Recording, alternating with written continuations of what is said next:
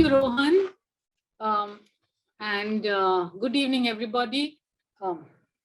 As Rohan said, my name is Hutokshi Rustomfram, and I'm a trustee of the Save Rani Bagh Botanical Garden Foundation, which is a registered charitable trust. The foundation, which is a small citizens group, has worked for 15 years to protect, preserve, and promote the heritage botanical garden of Rani Bagh. Rani Bagh is, of course, the popular endearing name given by the citizens to the Veermata, Jijabai, Bhonsle, Udyan, and Zoo. We were between the ages of 50 and 65 when we started out. And now we're between the ages of 65 and 80. So we're a truly young bunch of 5 women. On behalf of my fellow trustees, Shubhada Nikharge, Dr. Sheila Tanna, K.D. Bagdi, and on my own behalf, I thank the Khaki Lab for giving us an opportunity to conduct this talk. Raising awareness about the botanical garden is one of our happier tasks. I'm delighted to take you on a virtual illustrated walk to show you some glimpses of Mumbai's only heritage botanical garden. The PowerPoint presentation that you will see has some enchanting photographs of Rani Bagh's trees, vistas, and monuments, mostly taken by my friend and fellow trustee Shubhada. As per our brief, we will touch largely on the historical and heritage aspects and on the botanical aspects, and end with a very quick roundup of our foundation's work to counter the threat posed to the botanical garden in the specious name of redevelopment. A city jewel beyond compare. Why is it beyond compare? Why should we feel so privileged, so blessed to have a beautiful haven like Rani Bagh in our crowded, noisy, polluted metropolis? Let's find out. Let's get a feel of Rani Bagh and its many delights on offer. Mumbai's only heritage botanical garden. Through the next 45 minutes, I want you to hold on to this thought. Rani Bagh is primarily a botanical garden and it belongs to all of us. What a distinction for our botanical garden. Savor this aerial view of a green oasis in the midst of such a populous neighborhood. And that neighborhood is more crowded today than it was when the photograph was taken. This is a photograph by well-known aerial photographer and physician and a friend of ours, Dr. Jahangir Sorabji. There are other large open spaces in the island city, like the Turf Club, the Willingdon Club, and the Parsi Tower of Silence. But not one of these is as densely covered with trees as Rani Bagh is, and certainly not one of these is as accessible to the public. What a bounty of riches, what wealth. Rani Bagh's botanical garden is the singular island city location with the largest agglomeration of trees and widest species diversity. 4,131 trees of 256 species is an astounding statistic. Put around it with the distinction of being a most vitally important green lung for Mumbai. Many giants here are centenarians. An egalitarian ethos. An egalitarian ethos has been Rani Bagh's guiding principle. Since the day it was inaugurated on November 19, 1862, Rani Bagh has been a melting pot where citizens of all hues have rubbed shoulders. On festive days like Diwali, Eid, and Dashera, crowds have gone up to even 30,000 a day, surely a record for any park worldwide. Just goes to show that people, common people, really have a vital need to be outdoors amidst nature. Rani Bagh's story began in the year 1830 when the Agri-Horticultural Society of Western India was founded. By 1842, a splendid botanical garden was laid out in Sivri where the society had some land. But the general people found it difficult to visit the Sivri Botanical Garden because of prevailing transportation problems. Therefore, the then British dispensation offered the society alternative land in exchange of the Sivri land at Bhaikala to establish a botanical garden to be called Victoria Gardens after the then reigning monarch. The society shifted its plants from Sivri and established a new botanical garden at its own cost. A good 30 years later, a small zoo segment was introduced to add to the pageantry of nature there, as it were. Lady Catherine Frere inaugurated Victoria Gardens, and Governor Sir Bartle Frere laid the foundation stone of the Victoria and Albert Museum on the same day.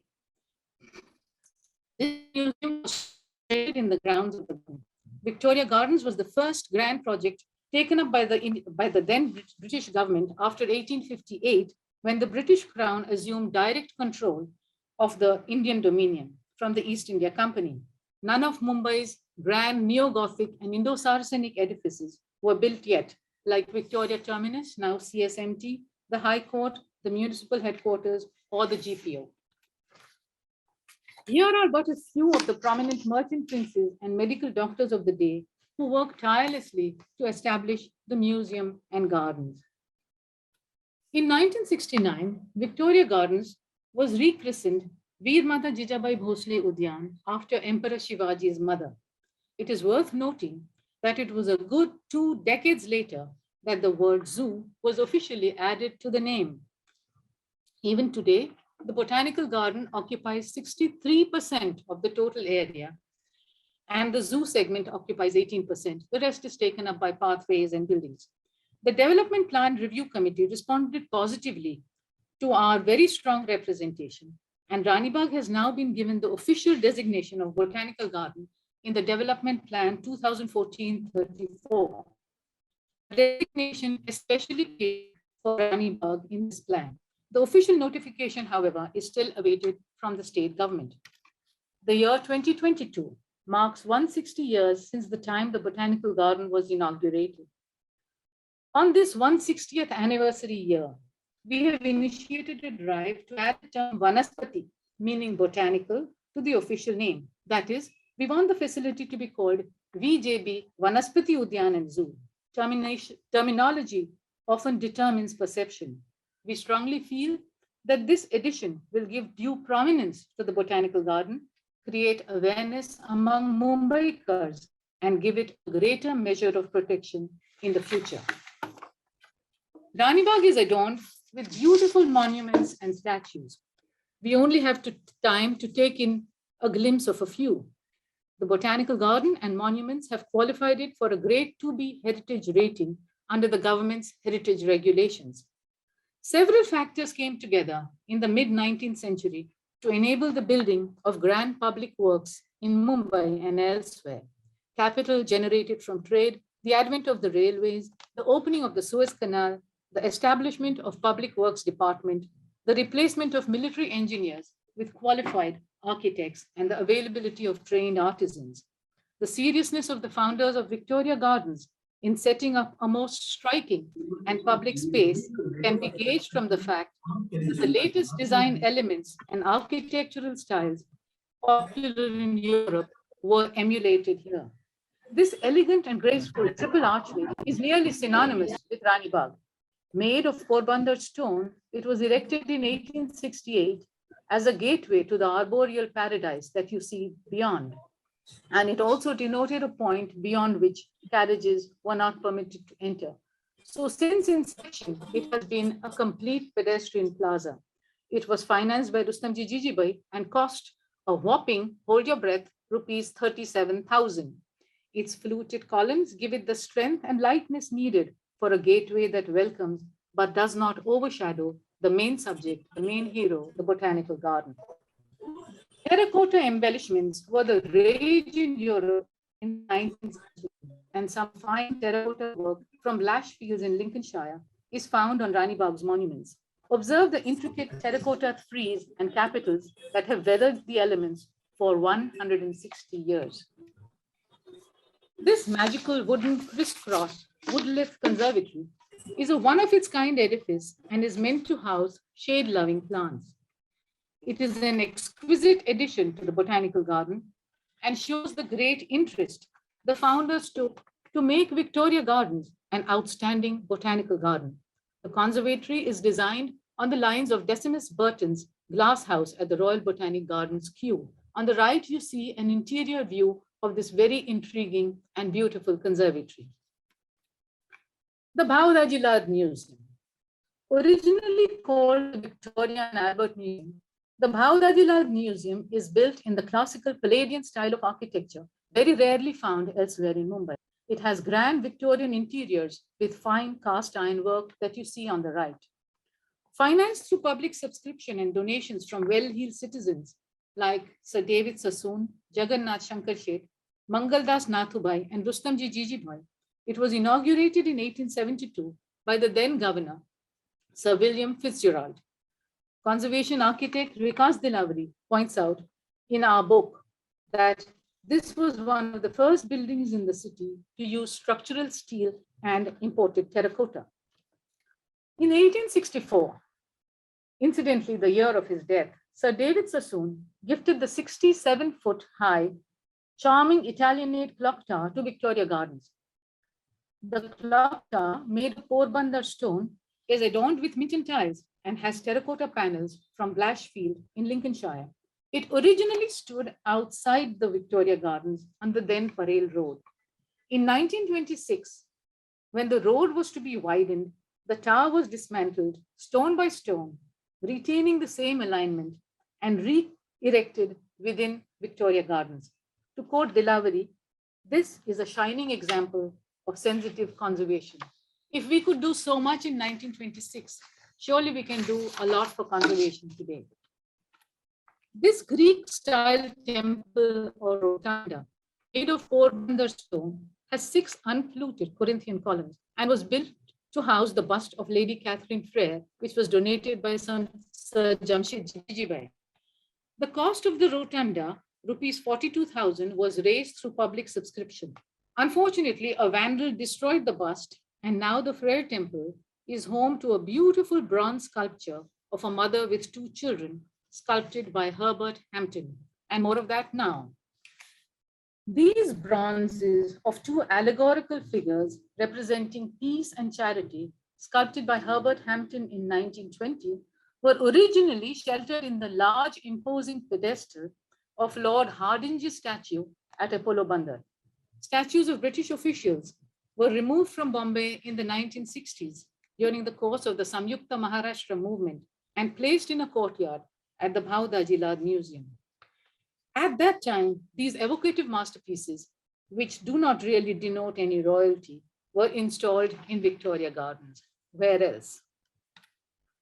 The ancient elephant rock that now stands in the entry plaza of Rani Bagh was brought from Gharapuri Island or Elephanta Island, a World Heritage Site, on account of its splendid cave sculptures dating back from the 5th to the 8th centuries. Unfortunately, the rock broke into several fragments when it was lifted by a crane to transport it to Bombay. It was later pieced together and displayed in Victoria Gardens. Where else? Thanks to the efforts of Dr. George Birdwood, the first curator of the Victoria and Albert Museum. Behind the elephant, you can see some of the statues in this graveyard of statues in the courtyard of Bhaudaji Museum. Here are 2 of Mumbai's most iconic statues. One was meant for Rani Bagh, but ended up elsewhere, while the other came to spend its retirement years here. Flora Fountain is a beloved city landmark. Flora was meant to be installed in Rani Bagh. It was commissioned by the Agri-Horticultural Society for Victoria Gardens at a cost of £2,700. However, it ended up costing £9,000 because there was a huge economic recession and the American Civil War was going on and so on. This was a sum, £9,000 was a sum the society could not afford because its circumstances were also straitened. So Mr. Crawford, as president of the society and member of the Esplanade Fee Fund Committee, made good the difference and had it installed at its present site. The fountain sports an abundance of floral motifs and bears the figure of Flora, the goddess of abundance, at the top. At its 4 corners are 4 statues of women allegorically depicting the industrial, cereal, plant, and edible fruit products of India. Flora Fountain was designed by Norman Shaw and sculpted by James Forsyth in Portland stone. The equestrian statue of Prince Albert, popularly called Kala Ghoda, and sculpted by Sir Joseph Edgar Boehm, stood on a tall pedestal opposite the David Sassoon Library across the road in the neighborhood that is still popularly referred to as Kala Ghoda. It cost £12,500 and was donated by Albert Sassoon to mark the prince's visit to Bombay in 1876. Good old Kala Ghoda was moved to the sylvan surroundings of Rani Bagh in the 1960s and is taking in the scenic views ever since. The Botanical Garden was designed by municipal architect William Tracy, who was assisted by Dr. Terry, superintendent of the Sir Jamshedji Jijabai School of Art. I quote Vikas Dilaburi. In tune with the spirit of the times, Victoria Gardens was laid out in the classical Renaissance style popular in Europe. Elegance through order and beauty was the basic principle of this landscape style. Symmetry was the pivotal feature of the tradition, with much added ornamentation in the form of grottos, fountains, and statues. Clearly, the effort was to create a world-class facility for an emerging grand metropolis. The highlight of Rani Bagh's layout is the presence of clearly defined axes with radiating pathways. This is the east-west axis that ushers visitors in. It is punctuated by a small roundabout where the statue of Jijamata and child's Shivaji stands. And it goes on ahead. You can see the statue from here, and it goes on ahead to a larger roundabout where Flora Fountain was meant to be installed. And this is the north-south axis that is perpendicular to the east-west axis, punctuated by the Frere temple that you see at the end. Both axes and the radiating network of pathways lead off in all directions and are flanked by majestic trees. Here you see a very unusual and old Cuban bottle palm avenue. Numerous internal gardens dotted all over the botanical garden provide space for relaxation and play, apart from being a valuable decongestion tool. This is a charming Japanese-style garden that was created in Rani Bagh several decades ago. Inviting, enticing, beautiful, calm, and soothing pathways. All over Rani Bagh, you find such scenes. The botanical garden was laid out keeping in mind the large number of visitors. The huge network of pathways provides the much needed space and also crucial interface between the viewer and the subject being the botanical garden itself and its trees and plants. Now let's move to the botanical aspect of our botanical garden.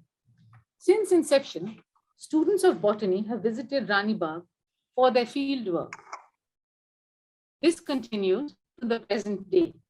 The wide diversity of species enables students to learn about a range of botanical species and botanical families all under one roof, so to speak. It is said that 80% of plant species found in Mumbai can be studied here. The late doyen of botany of Maharashtra, Dr. Marcelin Almeida, who has penned a 50-page chapter on Rani Bagh's flora in our book, informs that 465 specimens from Rani Bagh are preserved at the Blatter Herbarium.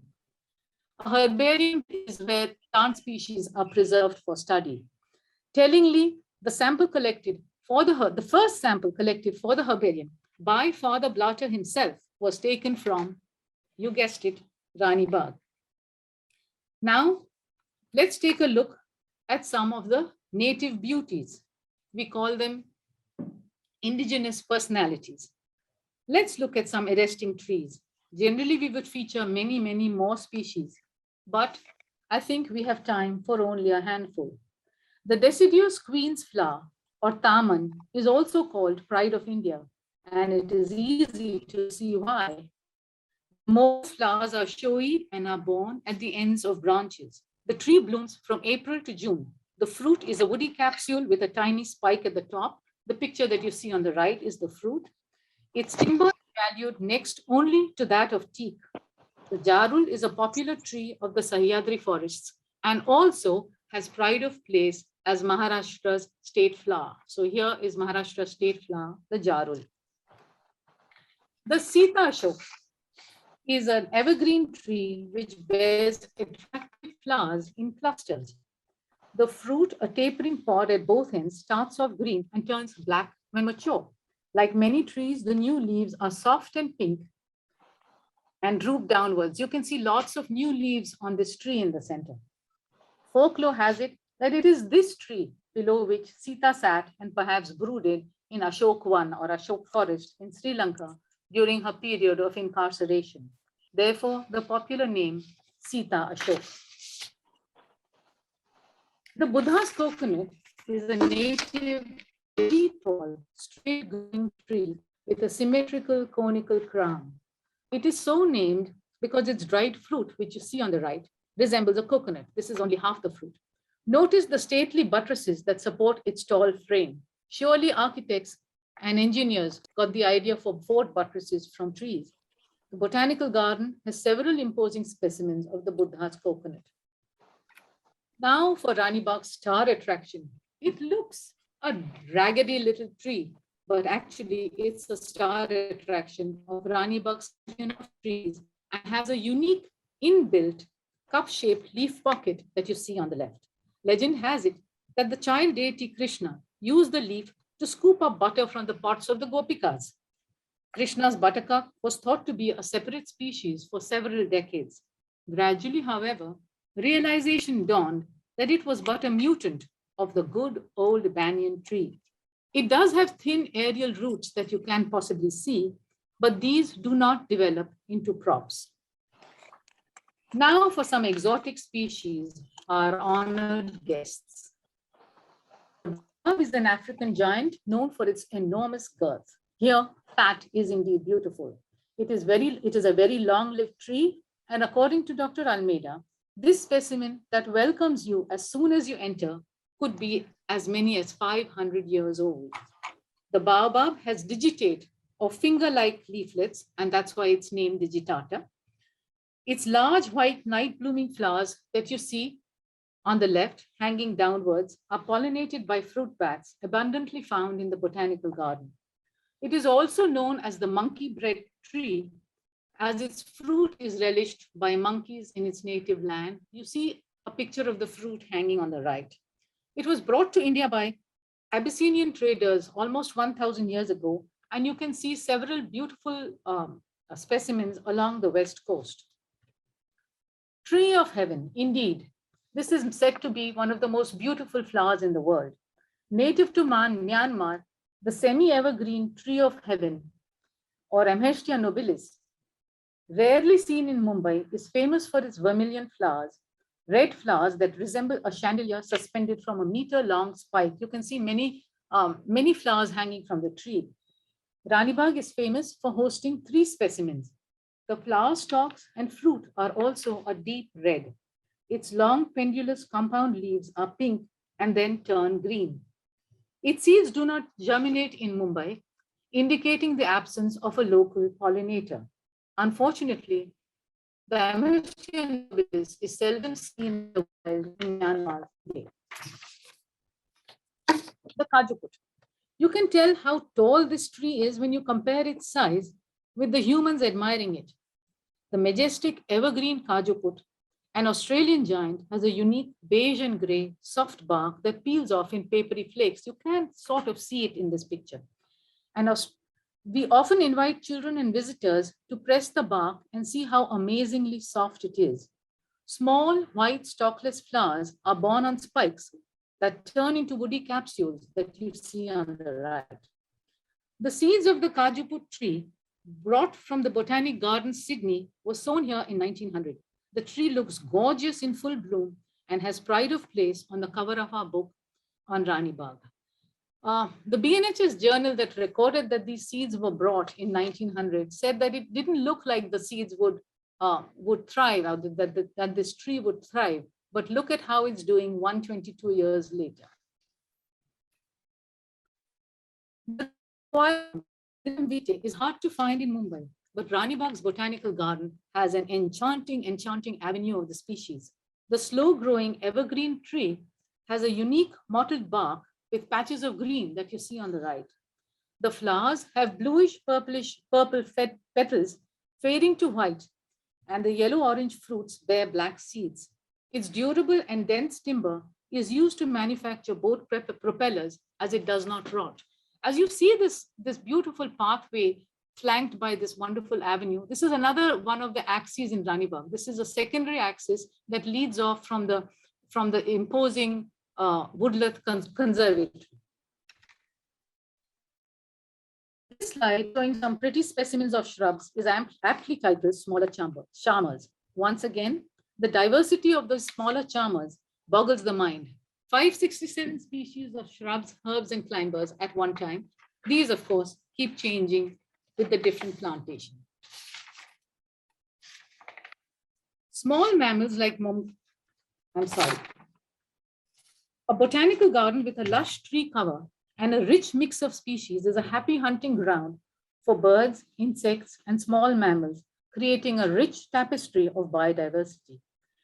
Our foundation has counted 40 species of birds and 45 species of butterflies here. Here you see life outside of the animal enclosures or cages. Small mammals like mongooses and bats. Here you see a tree covered with hundreds of fruit bats, also called flying foxes. These are not fruits, these are fruit bats. The Pteropus giganteus, now also called Pteropus medius, is India's largest bat that can live up to 30 years. It thrives on fruit, twigs, and nectar. The bats have abundant food all through the year as different flowers and different fruits, as different species of flowers and fruits flower at different times in the year. Children are delighted to see the large bats roost on trees, especially when the little pups are holding on to them. All right. Now we go to the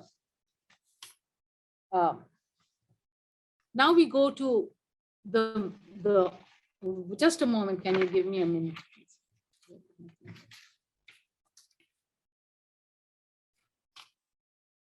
Yeah, now we go to 2007 and we want to give you a little overview of the struggle to preserve this botanical garden.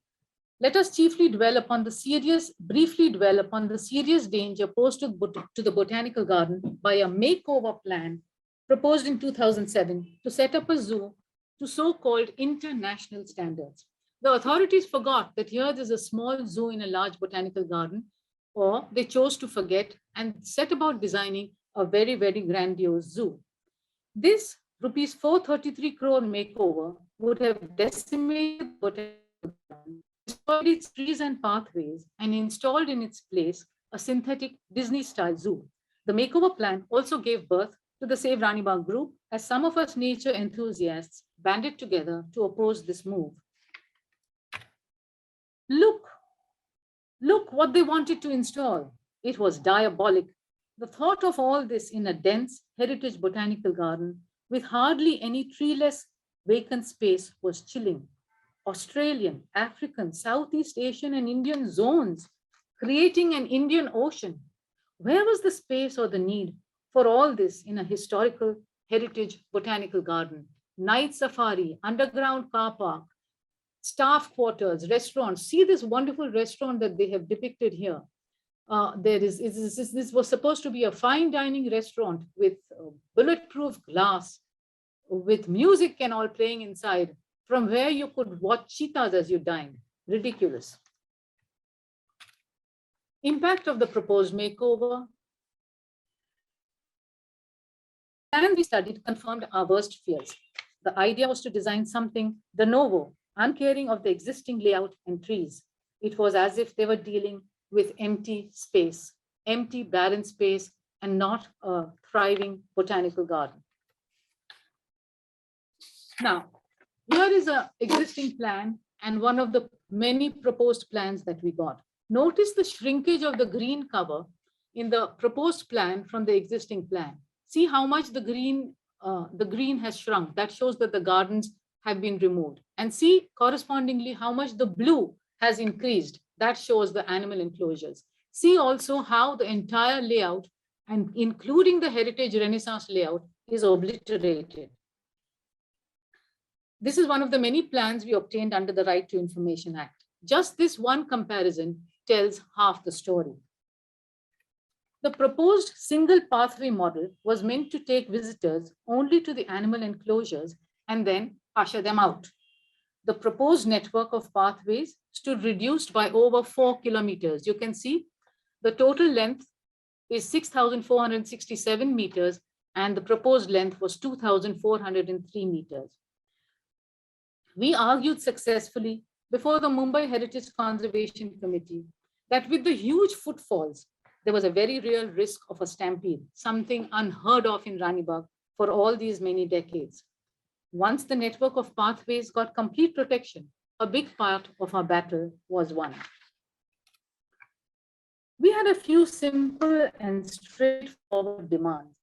Protect the space and sanctity of the botanical garden and renovate animal enclosures at the existing footprint. Do not destroy the character of the heritage botanical garden in an attempt to have a fancy, international, high-tech, la-di-da zoo. In short, maintain the dual character of Rani Bagh as a large botanical garden with a small zoo within, and not allow the proposed international style zoo to cannibalize the botanical garden. Suffice it here to say that we at the Save Rani Bagh Botanical Garden Foundation knocked on all doors possible with our protests and representations. We gathered data under the Right to Information Act, which proved to be the most invaluable tool in our struggle and represented before a multitude of municipal commissioners, successive committees of the Heritage Committee, a series of Central Zoo Authority teams. We visited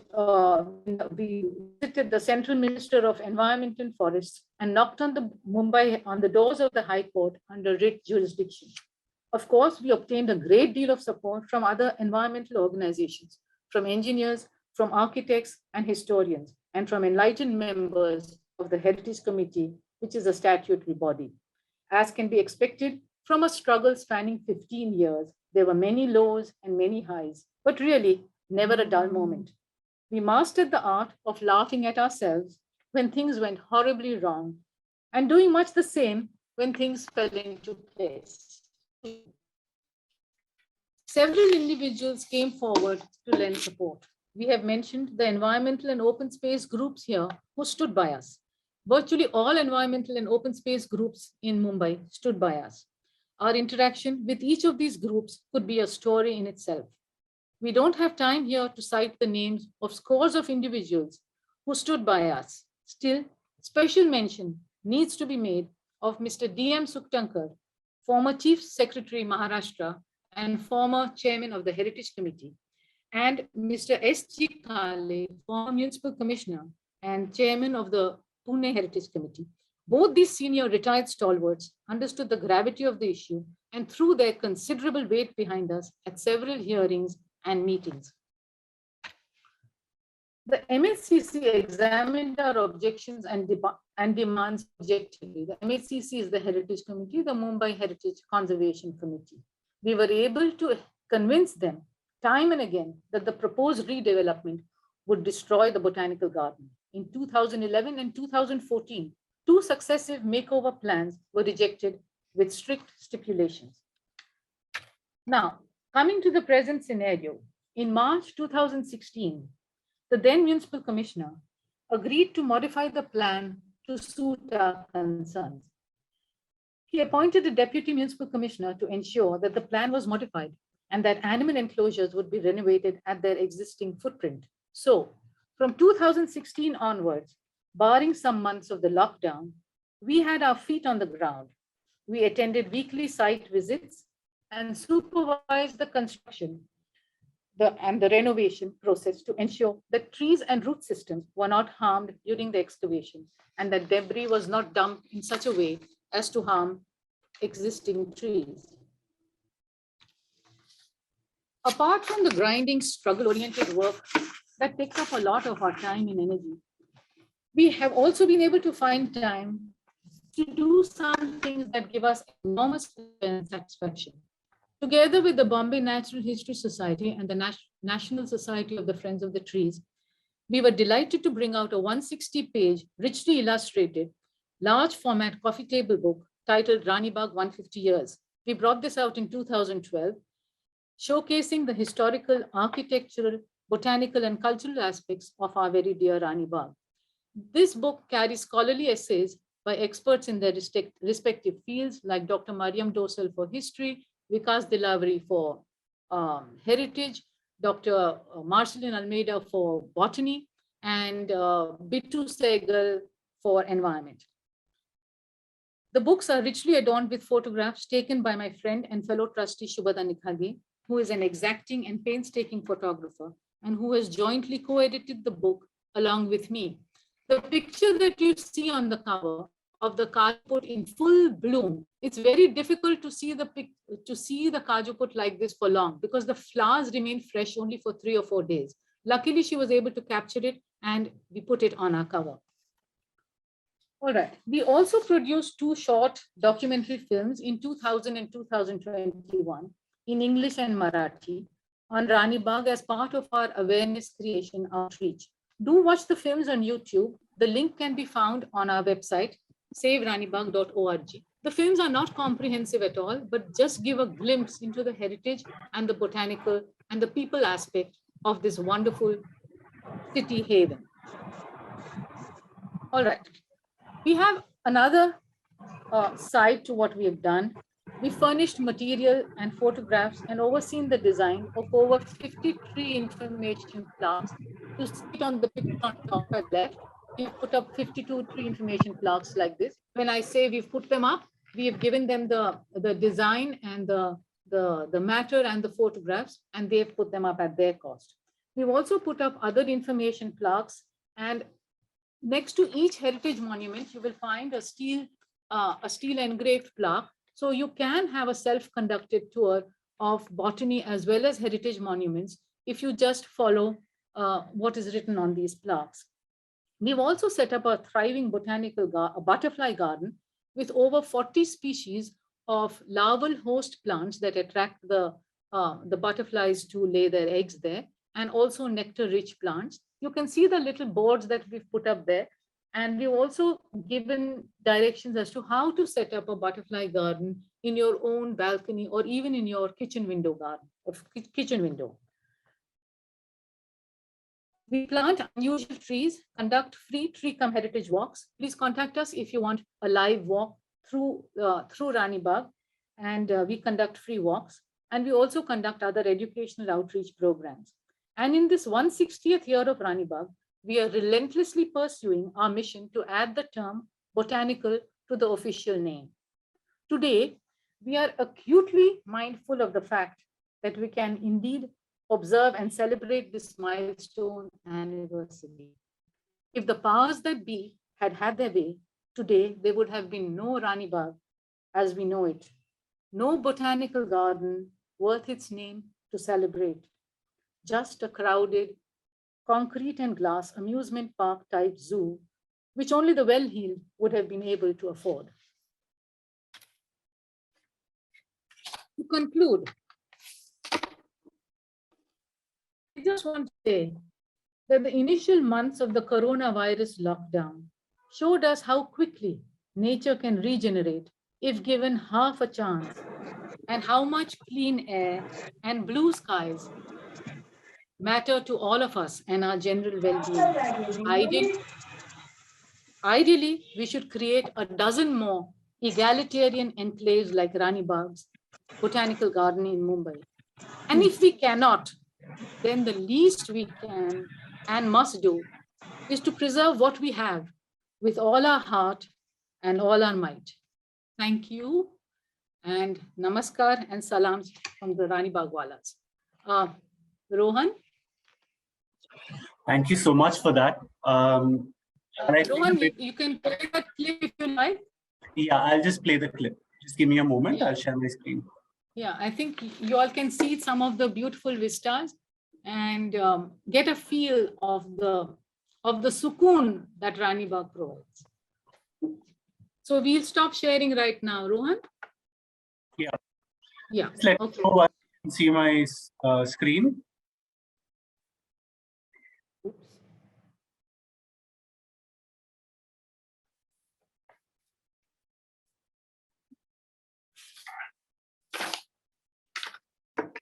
Can you see my screen? Yes. Yeah, that's a good point to start.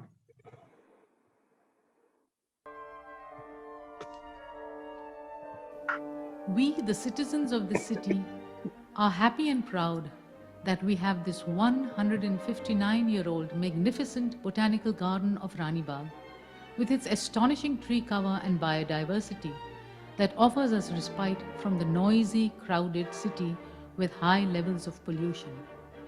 We have a bounden duty to popularize it further and to pass it on intact to future generations who will need such verdant green havens even more than we need them today.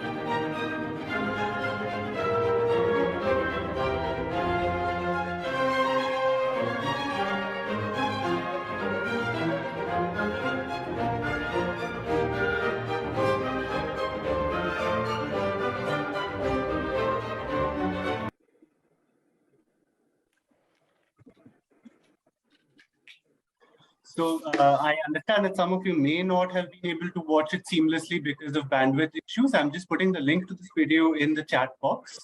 So you can go ahead and watch it. This is the video that ma'am mentioned as well. It's also available on their website. Ma'am, you also wanted to share some vignettes before we move on to the Q&A. Yes, if I may, if people would please. find them a little amusing. Well, so let's go back to 2007 when one of the additional municipal commissioners wrote to us and said, you know, that there are many syndromes, there's not in my backyard syndrome, and there is a cave syndrome. Citizens against virtually everything. So we decided to call ourselves cave women for a while because he completely missed the point. And this same additional municipal commissioner was given the Indian Heritage Society Award, which he accepted for a beautifully maintained botanical garden from the hands of the governor, no less, at Raj Bhavan. And then when we put up a struggle to save the botanical garden, the BMC and this particular AMC turned around and said, well, there is no botanical garden here at all. Ye to sirf garden hai. Like, you know, we have a wonderfully talented child, but we want to say, no, our child is rubbish. So, he then, when we told him that you accepted a botanical garden, it was very sad. He offered to accepted an award for the botanical garden. It was very sad. He offered to return the award, which was ridiculous. Anyway, also, you know, we've got a lot of help inadvertently. Like, you know, serendipity has played its part. Someone, a peon, when we were exiting one of the municipal commissioner's rooms, he called Shubhada aside and he said, Madam, ek chitti dena hai. So he gave us a chitti. On that was written the number of one of the deputy municipal commissioners. Now, this deputy municipal commissioner told us that in one of the plots of land that they had acquired for the expansion of Rani Bagh, they had set up, the BMC had surreptitiously set up a cement mix plant. So they were planning so much construction activity that they actually set up a cement mix plant and they didn't take permission for that. They're all the time talking about the health of animals. Now, we went and saw this and we went and took photographs. And we were able to tell the Heritage Committee and the Central Zoo Authority that the BMC has set up this plant and it's unauthorized. And it just clearly shows how much construction activity they want to do and how much it will harm the botanical garden. So that was just one thing that just happened. We probably wouldn't have got to know about it. Another thing was, say, in 2016, when we met the municipal commissioner, what had happened was that 2 plans were rejected by the Heritage Committee in 2011 and 2014. But in 2015, sadly enough, a new Heritage Committee passed a plan that was almost the same as the plan that was rejected in 2014. So along with Mr. Sukhchankar and Mr. Kale, we visited the municipal commissioner and told him that we have enough cause of action to now knock on the doors of the High Court once again, because a plan that has been rejected has been now passed. And so this discussion went on for some time, and we were concluding and we were leaving, when suddenly, just on an impulse, we said, you know, if you had only listened to us, you would have had a new zoo segment 9 years ago. Somehow that clicked, and he said, sit down. He called a DMC, Deputy Municipal Commissioner, and he said, alter the plan to suit these ladies. And we had 2 choices. We could accept them at their word, or we could go to court. Now, one of our architect friends, Parul Kumtha, who worked with us a lot and helped us a lot, she had told us that, you know, you can get the best plan passed, but if you're not there on the ground, how do you know what will happen? And therefore we decided, if we can be there, with our feet on the ground and supervise the renovation process, we'll take that chance.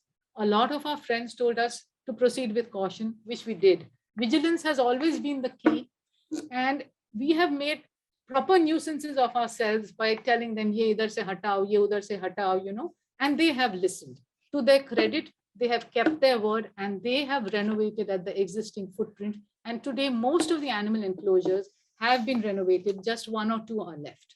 And even those are being done at the existing footprint. Having said that, a lot of the animal enclosures have gone quite high, which is regrettable.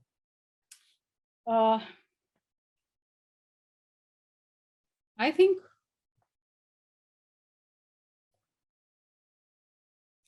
also, you know, a lot of people came forward because they thought we were genuine bichara ladies, you know, and a lot of people came and gave us tips and all that, and we are grateful for all that. And special mention must be made of the Mumbai Heritage Conservation Committee.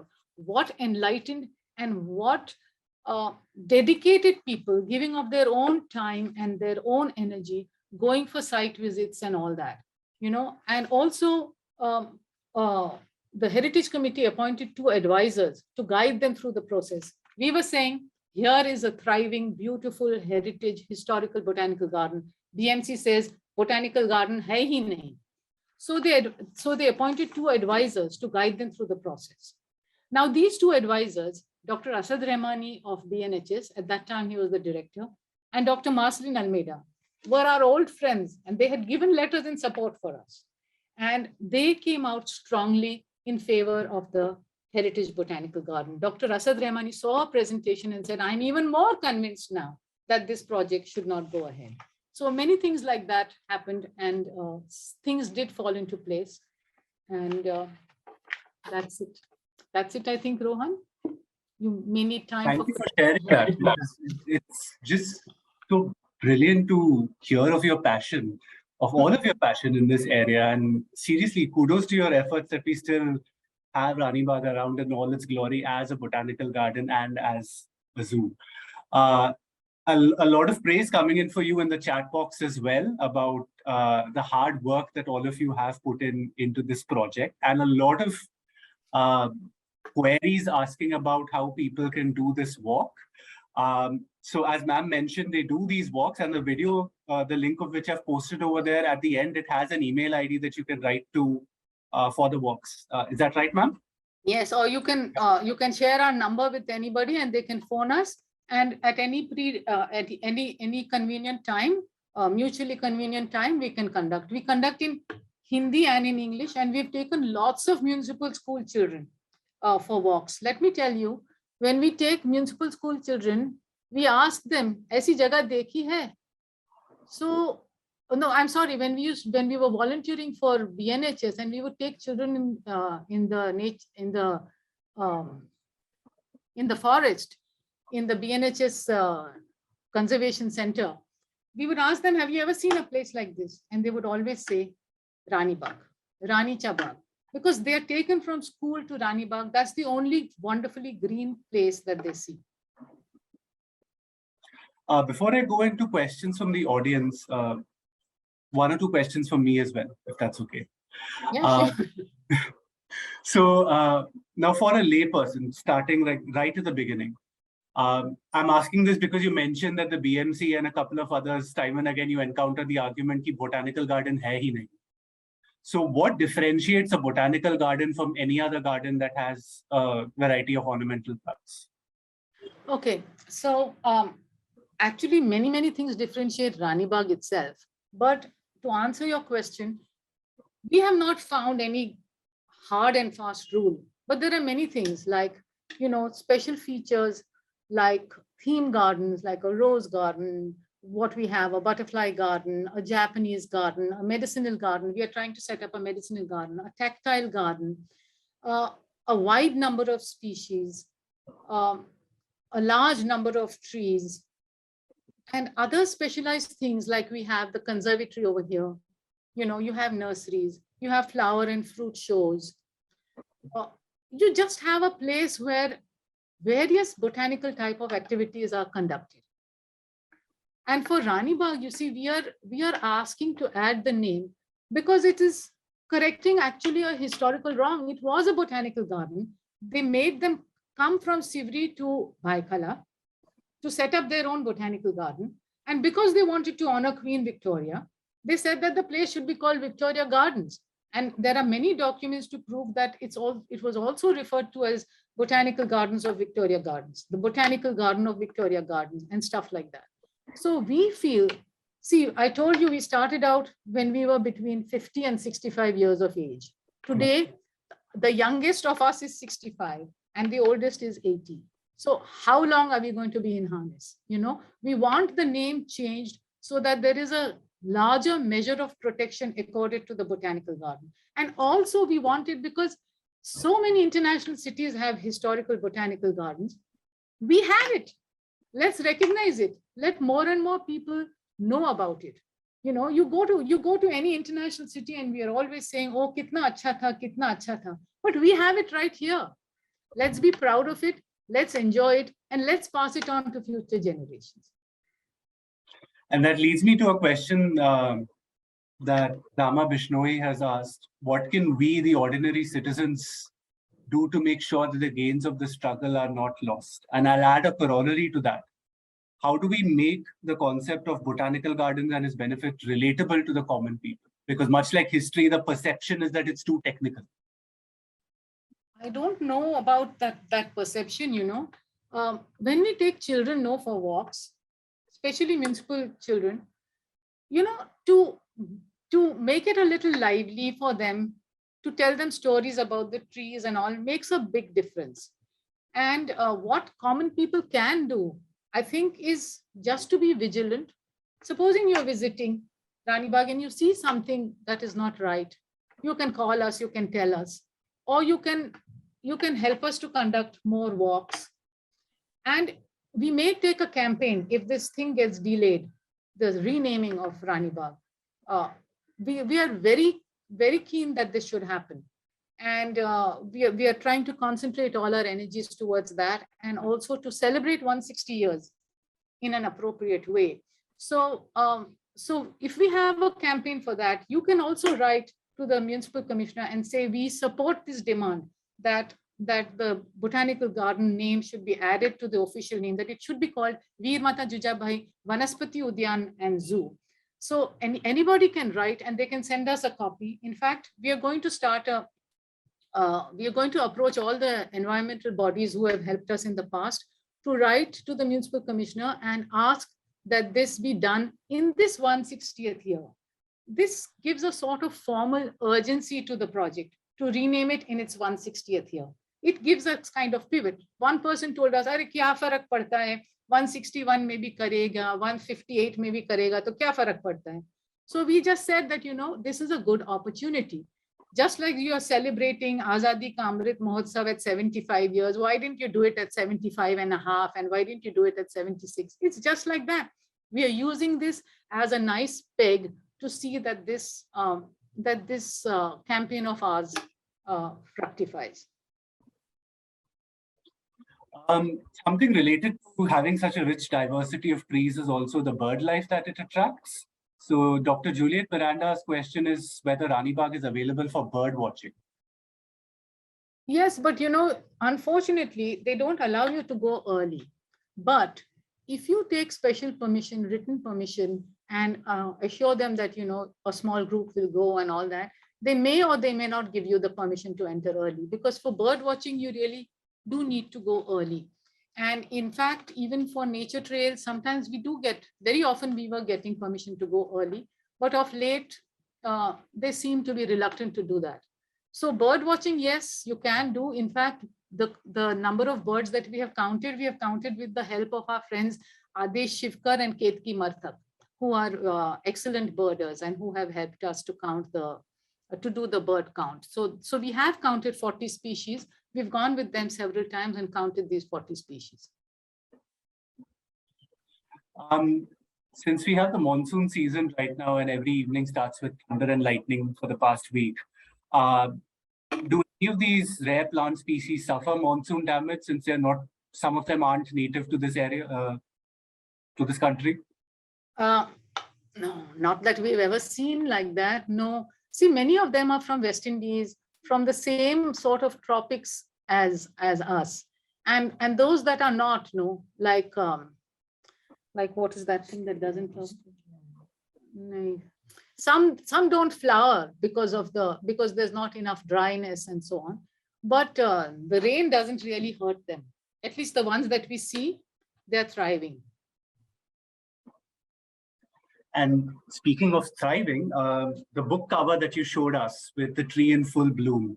So Kiran would like to know, when is the tree expected to bloom next? When is the tree expected to bloom next? Okay, so here is the book. And it is a calling card for Rani Bagh. If anyone in the future wants to protect Rani Bagh, everything here is in this book, from the history to the, to the architecture, to the botany, and so on. When did it flower? Flowering is over. But you know what? The Kajuput seems to flower just like that also. So you'll see some sporadic flowering, and there are two trees very close to each other. If whoever would like this information, they can be in touch with us. They can give us their number, and we'll inform them when the next flowering takes place. The flowering is over. Okay.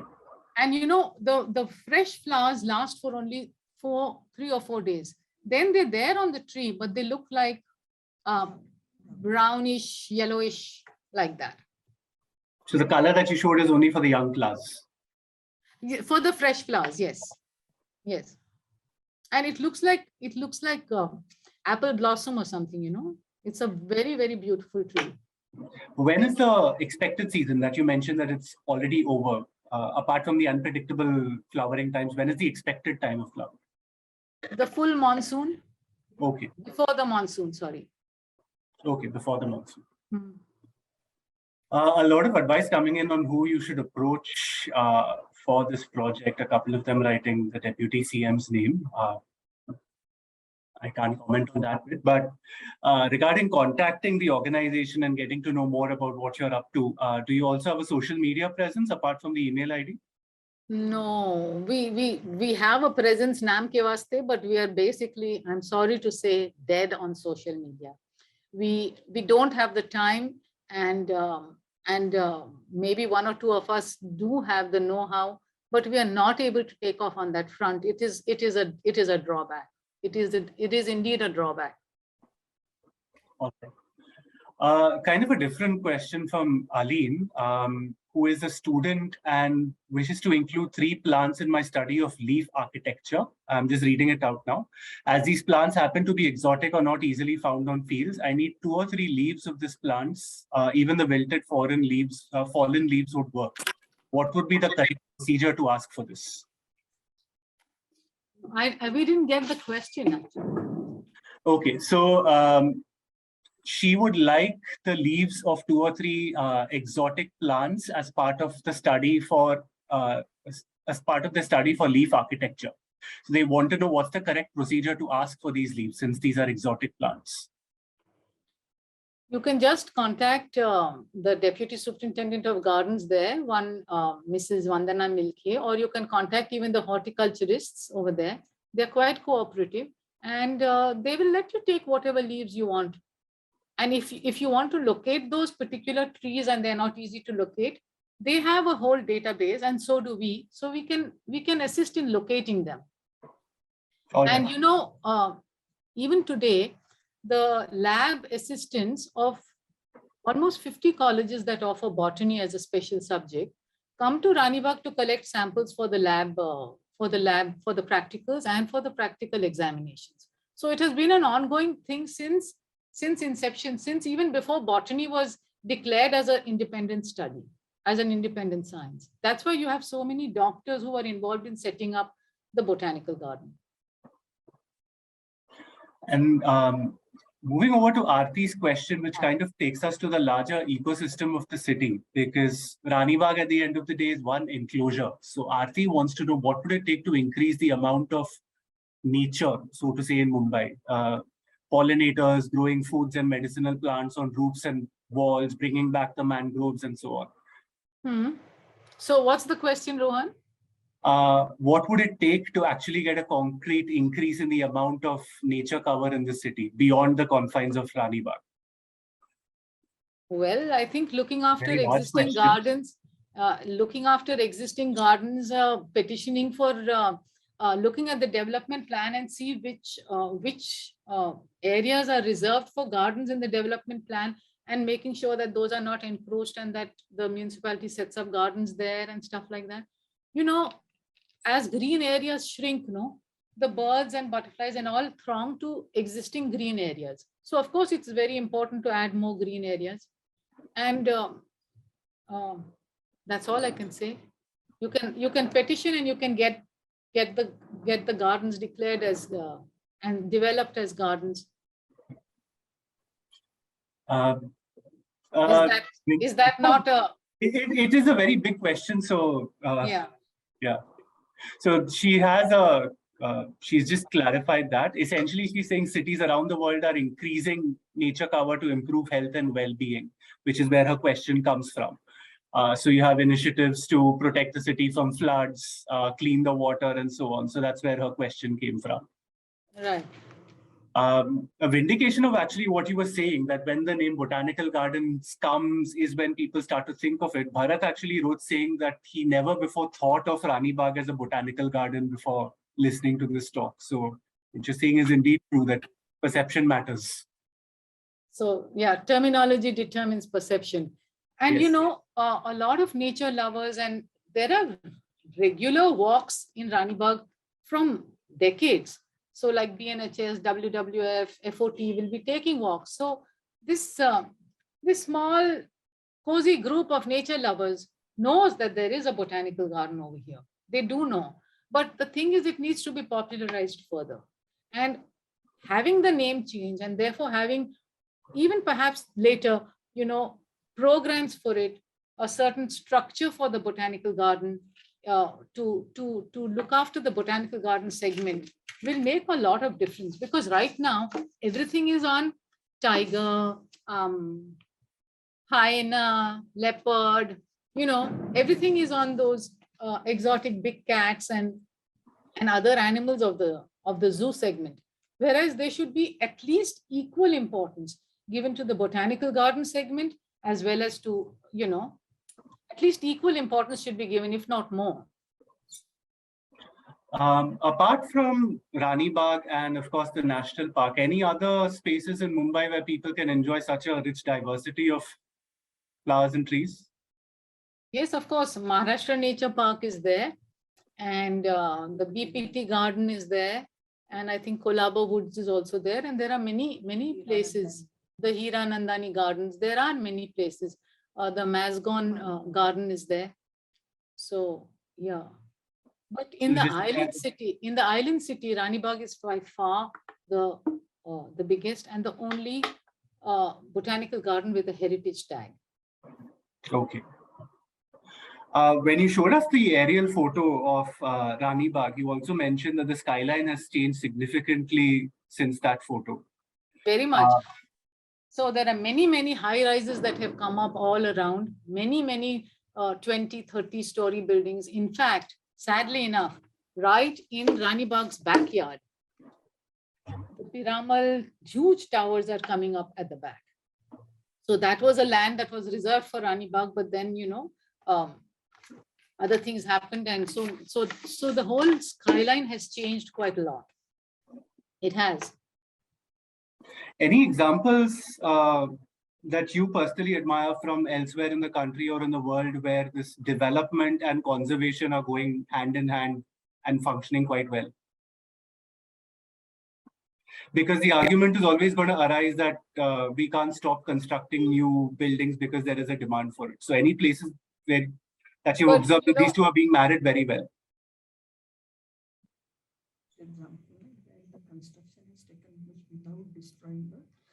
No, he's saying the actual cities. So you mean actual cities, not within the garden itself. So Rani Bagh, they have developed the existing animal enclosures, and that has been done by safeguarding the trees within and beyond. Yeah, but so many of these cities have bicycling tracks, and they're trying to they're trying to reduce their auto pollution and all that. So I don't know. I can't off the top of my head say No problem. which Yeah. cities one would admire, because at least in India, every city is getting overcrowded with concrete and so many things that pollute it, that it's difficult for us to say that. We haven't really looked at it like that. But many of these big cities, they have wonderful parks and they maintain those parks. And I think those parks add to the value, even the property value of those cities, So it is definitely of those possible. neighborhoods. Yeah. So it's So definitely possible for both to go hand in hand. It doesn't have to be I suppose either. because Yeah. it can't be just random development. It has to be whatever. Another question. Yes. Yeah, a Sorry. discussion that's happening, a mini discussion, is whether Rani Bagh is a heritage precinct, since you refer to it as a heritage botanical garden. Yes, it is a heritage site. It is a heritage site and it has a grade 2B heritage rating under the official heritage regulations. And it was only because it does have a heritage rating and because all plans have to be passed by the Mumbai Heritage Conservation Committee, which is a statutory body, that we could stop the decimation of the botanical garden, because certain people in the past had set up this statutory body, had taken the trouble to set up a heritage committee and draw up heritage rules. We could take advantage of that because the plans were still not passed by them. So we could represent before the heritage committee, and we could also represent before the other statutory body, which is the Central Zoo Authority under the Wildlife Ministry in New Delhi. And so because there is a great element of protection accorded because of the heritage rating, we could approach the heritage committee and convince them of our genuine concerns. So yes, it does have an official heritage grade 2B rating. So the rating is dependent on various factors. And so some people have a grade 1 and grade 3 and so on. Yes. All right, thank you for that. I think that covers most of the questions that we had. The others are compliments for your session. Thank you. Thank you on behalf of all the Rani Bagh Walas. You'll catch it there. Just follow the Khaki Lab channel. That's the best way to come to know as and when these become available. If there are no more questions, I think we can close the session. Can I say one sentence to Rohan? Please. Yeah, so my colleague is sitting here, but she doesn't want to come on camera. And she's reminding me to tell your viewers and the organizations that they work for and so on, that we may start a campaign for renaming. And if you can support us, that will be great. Definitely. Thank you so much for this very engaging talk. I personally enjoyed it thoroughly as well. Thank you for having us, Rohan. Thank you so much. And thanks to our audience for joining us on a Saturday evening. We are all richer with the information provided in the past hour and a half. I look forward to seeing all of you for another Khaki experience very soon. Have a pleasant Saturday evening and a restful Sunday. Bye. Thank you.